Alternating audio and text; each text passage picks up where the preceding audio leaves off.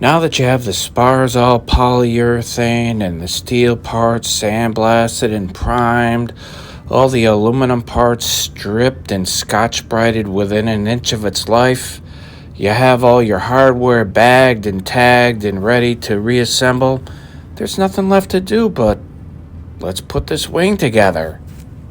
First step in putting this wing back together is to put the spars on top of the sawhorses, hopefully right side up, and slide the rib down into position, and you are underway. You're off to the races.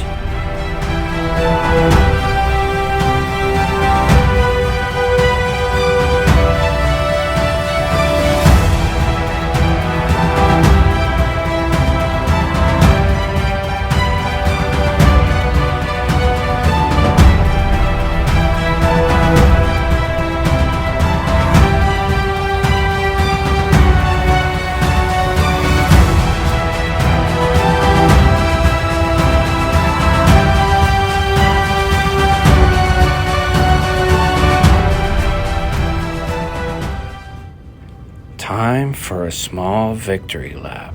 As you can see, we have ribs on the spars. These ribs are loose. You can see the marks on the spars where the center line of the rib goes.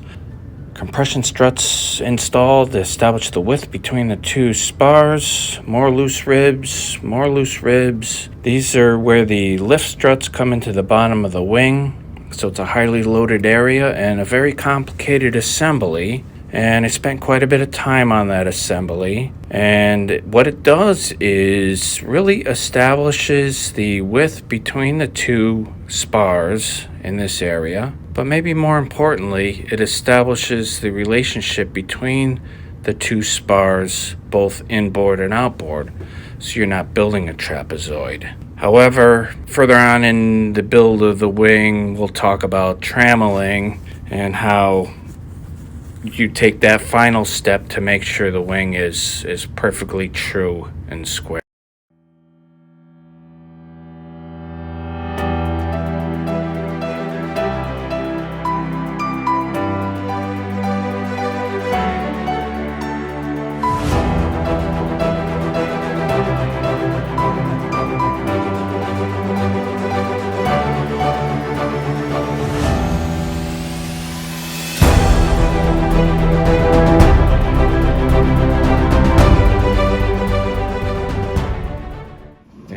Support to establish where each of these ribs go both inboard and outboard, because when they drilled these holes at the factory, they weren't interchangeable and they weren't replaceable. So even though these ribs are the same as the one maybe next to it, once the factory drilled them, they didn't have tooling, so they're all different. So you don't have a mess on your hands. You need to put the ribs back in the original position. So as you take a wing apart, you need to mark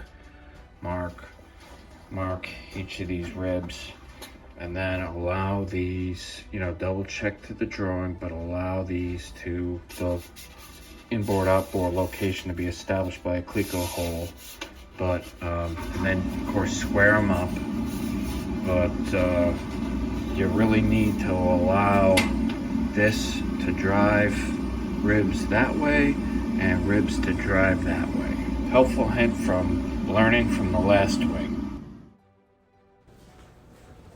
Okay, just like you did on the trailing edge, using cleco holes to set your spacing between ribs, you're going to do the same thing on the leading edge. Hopefully, you haven't thrown away your crusty old leading edges yet, and you're going to take the cleco holes that are in the leading edges and the cleco holes that are in the ribs, and that is going to set your spacing between ribs throughout the wing.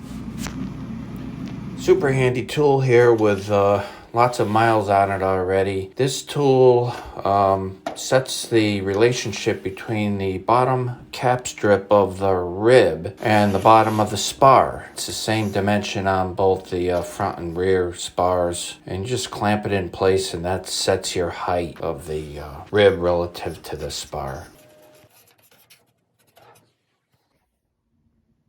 A word on your tip rib. While you're nailing the rest of your ribs to your spars, even if you think you know where this rib goes, don't set it yet. You're gonna set the height of this rib with the wingtip bow. Same with the leading edge. Your ash bow is going to set the height and also to some degree the inboard outboard, because you don't want to bend the rib, but there's plenty of tension in the ash bow. So don't nail this to the spars until you're done with your ash bow. One other thing, this last full wingtip, because you can see the spars tapering down, so the dimension is not going to be the same as it is on all these other ones. It's going to be quite a bit more gap than the other ribs. So to set the height of that rib, you want to set it relative to the other ribs. So you use a straight edge and you make sure that this rib is nicely banked up to the straight edge. So we'll do that on the leading edge and we'll do the same thing on the trailing edge.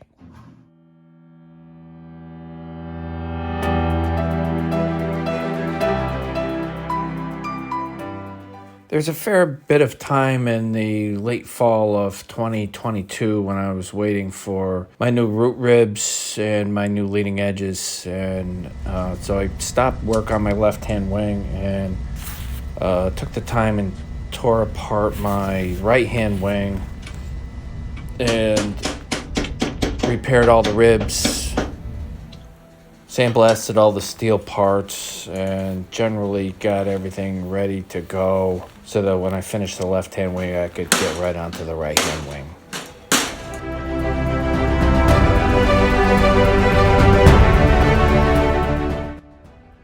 Couple thoughts on wing trammeling. The objective of wing trammeling is to make sure you have a straight and true wing. And you do that by having 5 bays made up of compression struts and forward and aft spars. And they're crisscrossed by drag and anti-drag wires that are adjustable in length. And what you do is you lengthen or you shorten these wires to pull this box into a perfect square, 90 degrees. And when you do that in all 5 bays, you end up with a perfectly square wing rather than a trapezoidal wing. Now, while I don't have anything against trapezoids, I'd just rather not have a trapezoidal wing. Trammeling, you start at the root end of the wing and you work your way outboard, working on each bay. I made a plug to go into the holes in the fittings, and I measured up the same distance, put a crosshair, same thing on the forward spar, center of the fitting to the center of where the compression strut goes, and there's your drag and anti-drag wires with your spoke nipples, which is adjustable. So when you take your trammel and you measure diagonally from one point to the other, that section there slides up and down the bar. It's just clamped in place. So the dimension is arbitrary, but when you get the same arbitrary dimension from that crosshair to that fitting as you do on the opposite, going the opposite way, when you have the same dimension, then your box is square.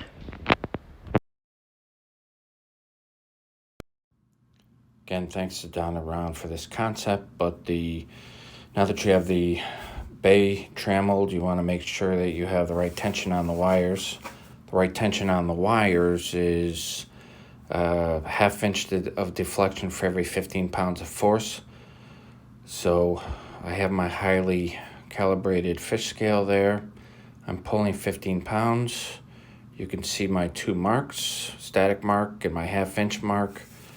Since I can see them both, that one is tensioned properly. Now you rinse and repeat that for the next 10 drag and anti-drag wires. Here's a small part I made for cradling the ash bow, which replaced some pretty crusty old parts I took off the wing. But this does a nice job cradling the bow.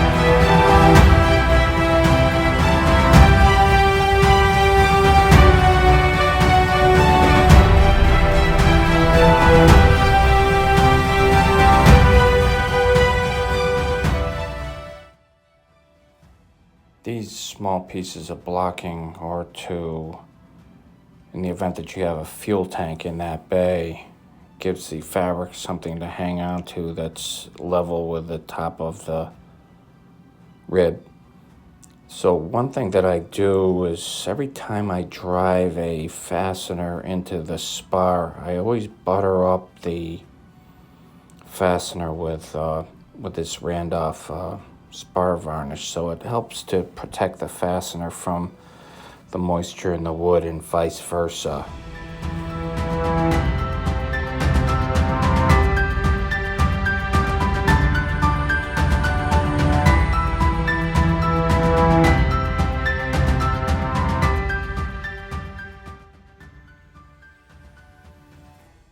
Very exciting day, the day I tried the aileron in the bay. However, what I'm kind of glossing over here is the fact that the wingtip bow did not match the aileron at the trailing edge, so I ended up having to go back and repair that, but let's keep that amongst ourselves, huh? So now that the wings are square and non-trapezoidal, it's time to replace the leading edges. You can see these old ones are all cracked, and so they're not going on my airplane. So here I'm transferring the features onto the new leading edge skins. So you can see kind of how I tensioned the leading edge skins into the nose of the ribs.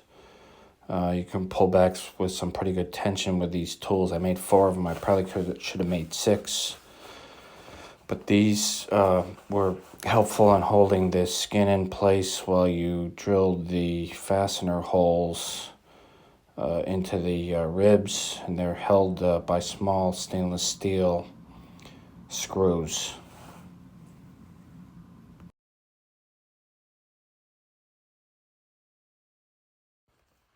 One little disappointing area here is I got a gap on between one of the skins. So I had intensifiers that I used, but I ended up having to egg shape that hole a little bit to get it to lay down flat.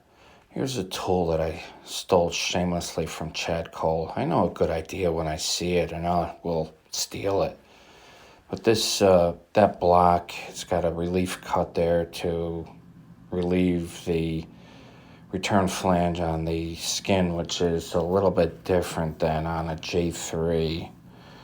So it's got a strap, and that piece loops around the skin and snicks into this top here, and then you simply tighten the bolt, and the bolt pushes against the spar and pulls the skin into place, and it holds it in place while you drill the screws into the ribs.